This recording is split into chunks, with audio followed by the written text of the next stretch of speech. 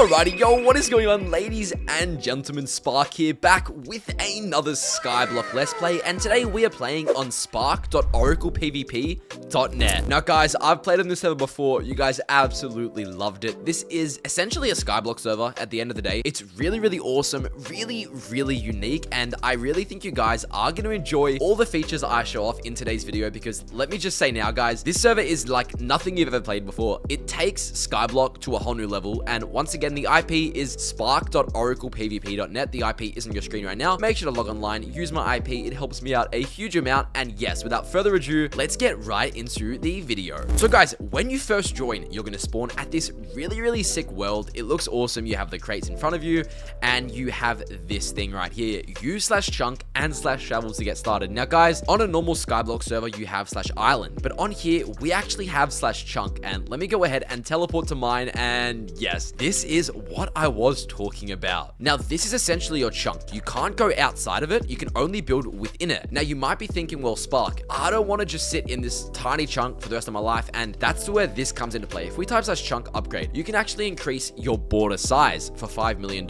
So purchasing the border upgrade will increase the radius of your chunk by 1 block, which costs $5 million, obviously. So yes, you can keep doing that until you have like 100 blocks. And then you essentially have like a massive chunk. And as you guys can see, there's 171 players online right now, so it is a very big server in terms of player count, which is really cool to see. You know, there's not many Skyblock servers and, you know, custom servers like this that really exist on the market. So yes, this is a very cool server that you need to check out. Now guys, one thing I did want to show off that is unique to this server is, let me go ahead and sell everything, because the stuff in my inventory is really annoying.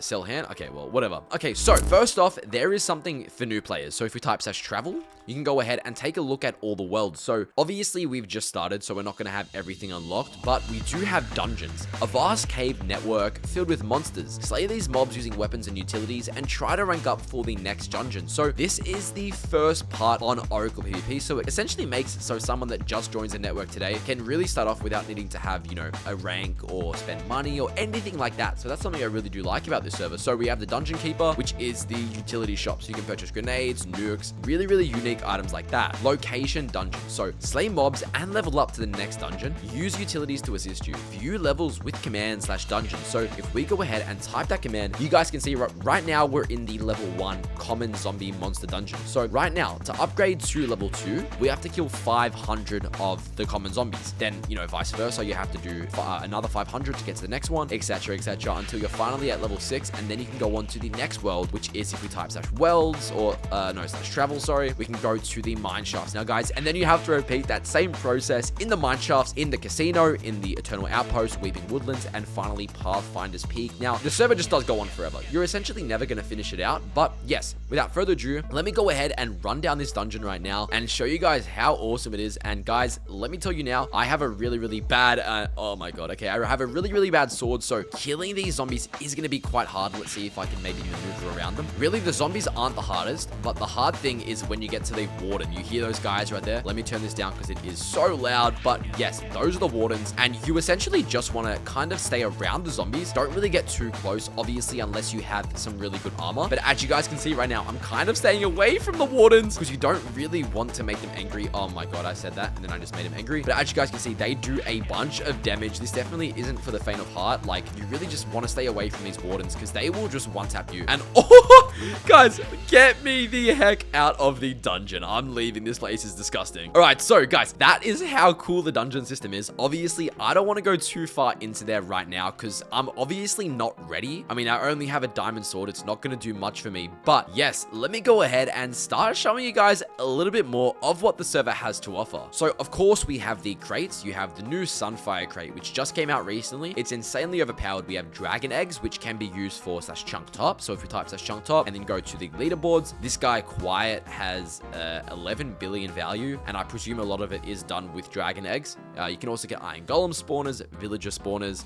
Villagers actually drop emeralds, which is really awesome. We also have chunk drills. So essentially, if you had, like, let's pretend this was a chunk drill. If I mined a block, it would break like the entire chunk. So it's useful for like kind of removing everything in your plot of land or in your chunk, for example. And yes, obviously we have the normal stuff, dragon heads, condensed ones, cell ones, elytras, everything you'd ever want on a Skyblock server. Now, coming coming over here to the delivery man, you actually get rewards for each day you join the server. So if I was to join day 1 and then join day 2 and then join day 3, 4, 5, etc., I'd essentially get a reward every single time until finally you get to day 31, which will actually give you a king tag. So really, really useful, really, really cool, and honestly just rewards you for logging online, which I do really like about this server. Now, coming over to the explorer guy, it is just the thing I showed off before with the dungeon, so we won't get too much into that. Here, if you do end up fighting 4 chunk top, you will have your, your character on an NPC statue right in the middle of spawn. So that's really, really cool. I mean, yet another incentive to,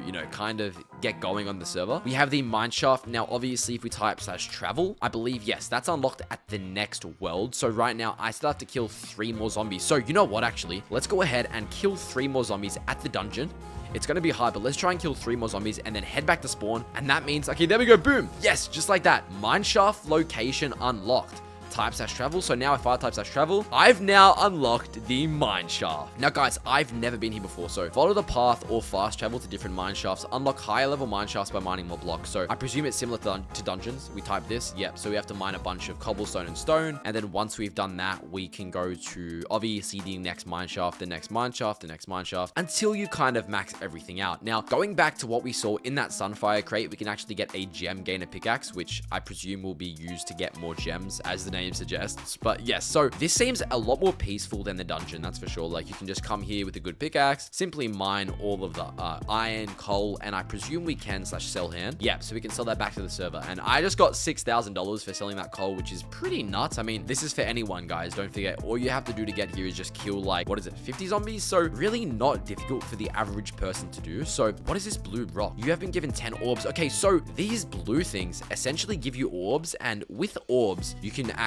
buy things. Let me see what it's used for. So yes, orbs are a special currency used to purchase skill points. So I type /skills, and yes, okay, so I can use orbs for all these things like haste. Wow, okay, that's actually sick. So I can use these orbs and unlock haste. That's going to be very useful for the mining universe, guys. Definitely look into that. Now, guys, I'm a bit addicted to this mining universe. I don't want to get too attached to it because I do want to check out some other things on the network. But yes, this mining universe is pretty awesome, to say the least. So let me go ahead and once again sell that, and bang, just like that, I've just joined the server and I've already got $17,000 just from mining some coal. Like, imagine when you get further down the mine. What I actually want to know is how much it costs. So I need to mine 2,500 ores to get to the next part of the mine, which honestly doesn't seem too difficult in my opinion. I might be underestimating, but that really doesn't seem too hard. But yes, guys, without further ado, I'm gonna go ahead and wrap off the video here. If you guys have enjoyed, be sure to subscribe, leave your IGN below, tell me if you guys log on the server, like the video, turn on post notifications, and guys, once again, log on spark.oraclepvp.net. It helps me out a huge amount if you do use my IP. And yes, without further ado, I will see you boys in the next episode.